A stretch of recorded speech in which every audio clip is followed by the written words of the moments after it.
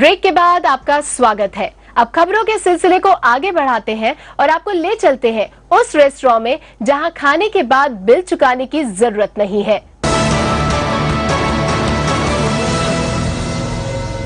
अहमदाबाद का एक बेहतरीन रेस्टोरेंट और उसमें खाना बिल्कुल मुफ्त। चौंकिए मत, हम बात कर रहे हैं सेवा कैफे की, जो आजकल अहमदाबाद में ही नहीं बल्कि पूरी दुनिया में अपने दान के विचार के लिए चर्चा में है। हम आपको दिखाते हैं कि आखिर क्यों हो रही है इस कैफे की चर्चा। बेहतरीन रेस्टोरेंट तो आपने बहुत देखे होंगे और अपने परिवार या मित्रों संग वहाँ खाना भी खाया होगा, लेकिन हम बात कर रहे हैं उस रेस्टोरेंट की जो अपनी उपहार का अर्थवाद नीति के कारण इन दिनों सुर्खियों में है। इस रेस्टोरेंट की खास बात यह है कि इसमें लजीज भोजन करने के बाद आपको खाने का बिल नहीं देना पड़ता है। इस रेस्टोरेंट सेवा कैफे को अहमदाबाद के समाज सेवी जयेश पटेल ने दान की भावना के विस्तार के लिए शुरू किया है। अहमदाबाद के पौश इलाके सीजी रोड पर पारंपरिक भारतीय रंग में रचा बसा ये कैफे लोगों को अपनी ओर बरबस ही आकर्षित करता है। कैफे के मुख्य द्वार पर पहुंचते ही सुंदर रंगोली आपका स्वागत करती है।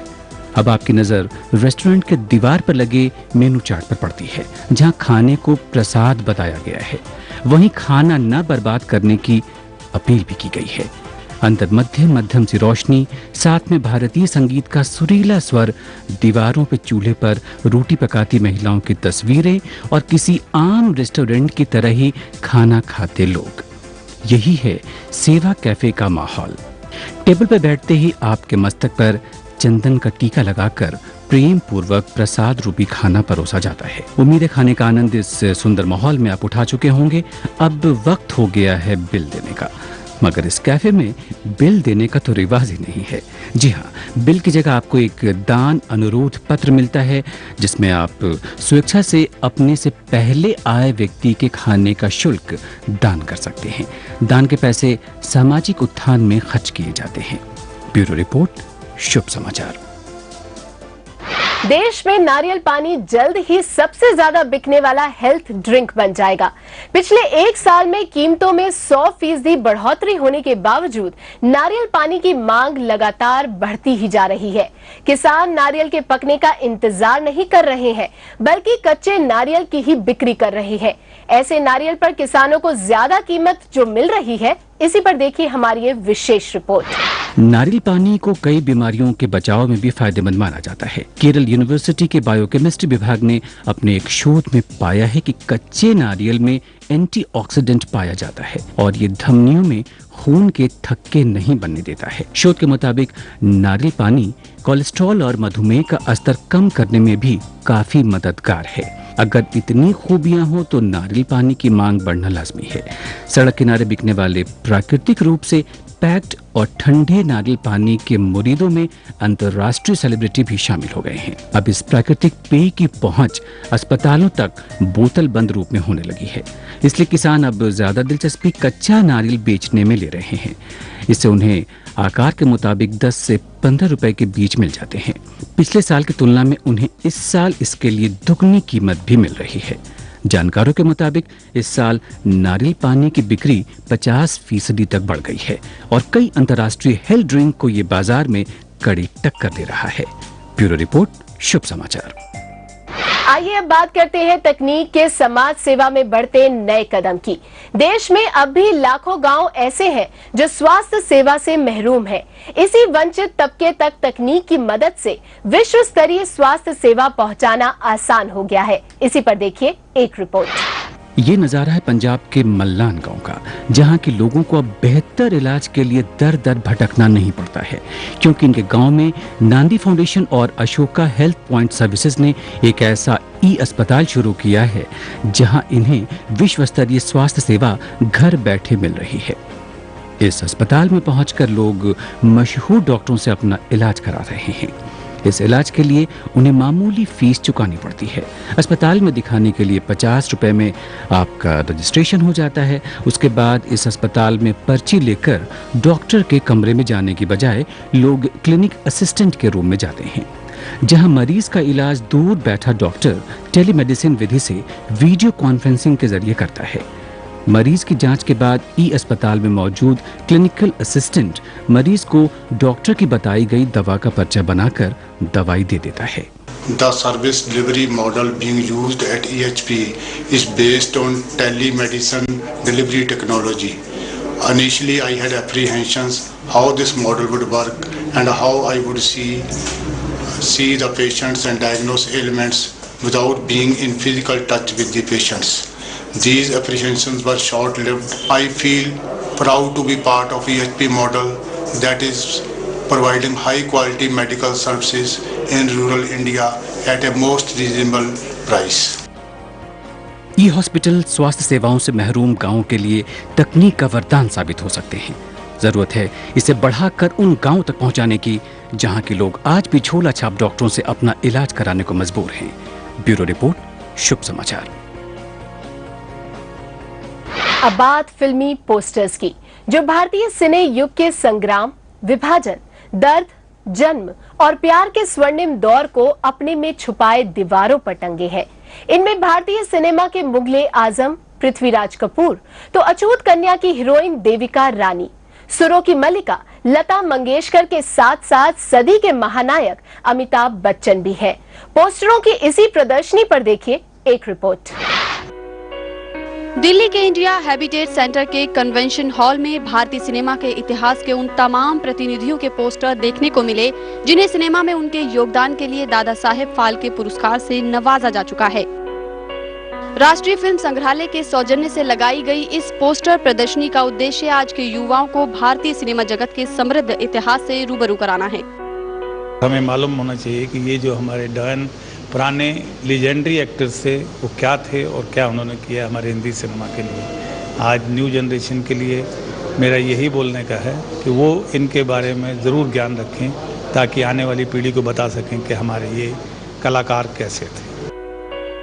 इन पोस्टरों में 1936 में बनी फिल्म अछूत कन्या की देविका रानी, जिन्हें इस फिल्म में अभिनय के लिए दादा साहेब पुरस्कार से सम्मानित किया गया, तो मुगले आजम फिल्म में पृथ्वीराज कपूर के अकबर के शानदार अभिनय की याद ताज़ा करते हुए पोस्टरों के साथ साथ फिल्म निर्माता, निर्देशक, गायक, संगीतकारों से भी जुड़ी कई जानकारियां साझा की गई हैं।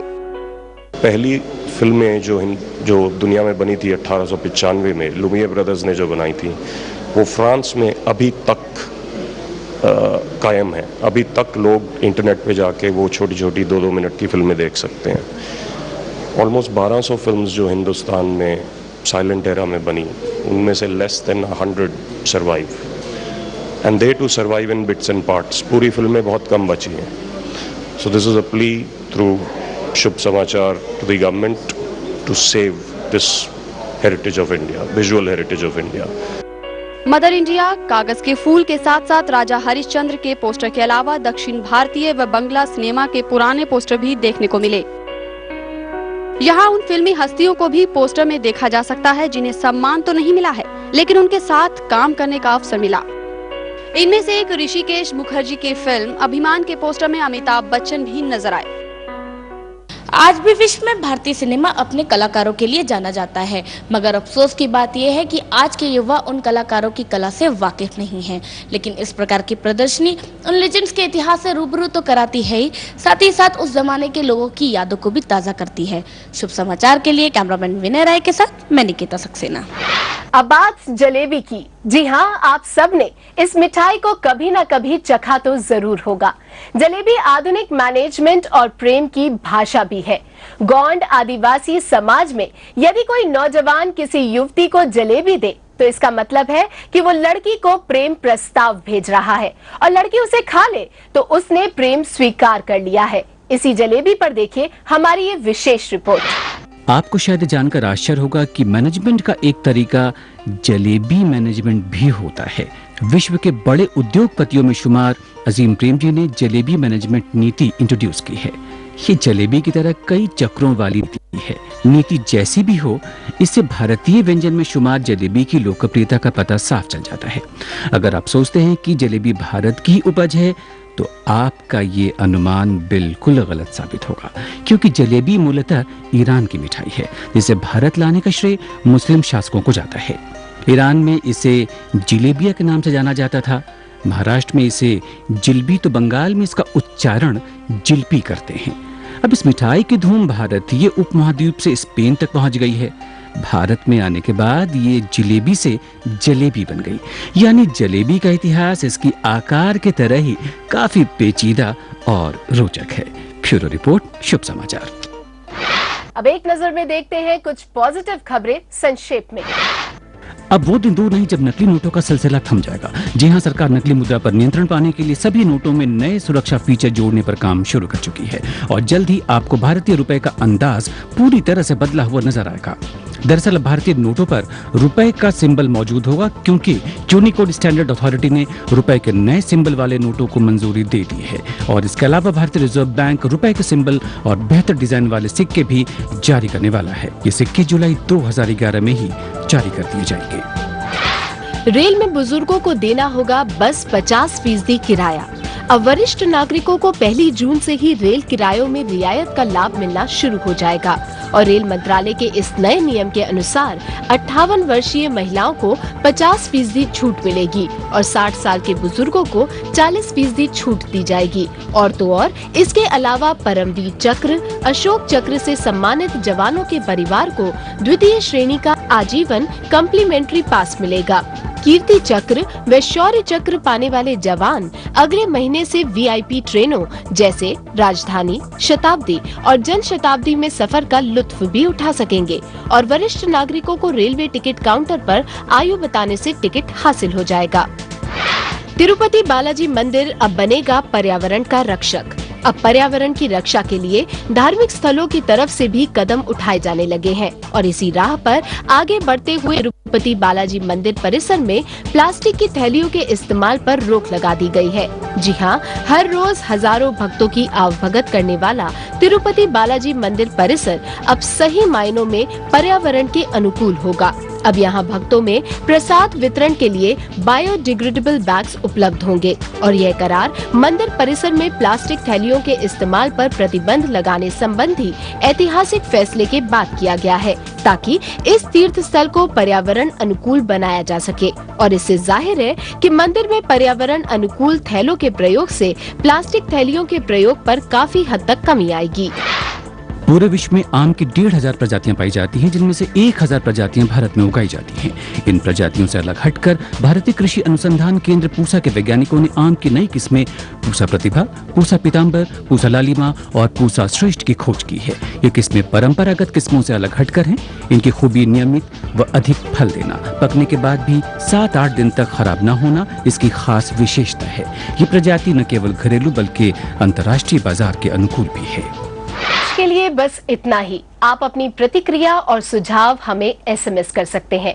आपको बस टाइप करना है अंग्रेजी में SHUBH शुभ और स्पेस देकर अपना संदेश लिखना है और भेज देना है 54242 पर। आप हमें news@dishatv.co.in पर भी मेल कर सकते हैं। आपके सुझाव को हम पूरी गंभीरता से लेंगे। अगर आपके आसपास कोई सकारात्मक खबर है तो आप उसे भी भेज सकते हैं। हमारा पता है दिशा चैनल, फन सिनेमा, पहली मंजिल, मोती नगर, नई दिल्ली 15। अगले सप्ताह कुछ और पॉजिटिव खबरों के साथ हम फिर हाजिर होंगे इसी समय और इसी चैनल पर। तब तक के लिए नमस्कार।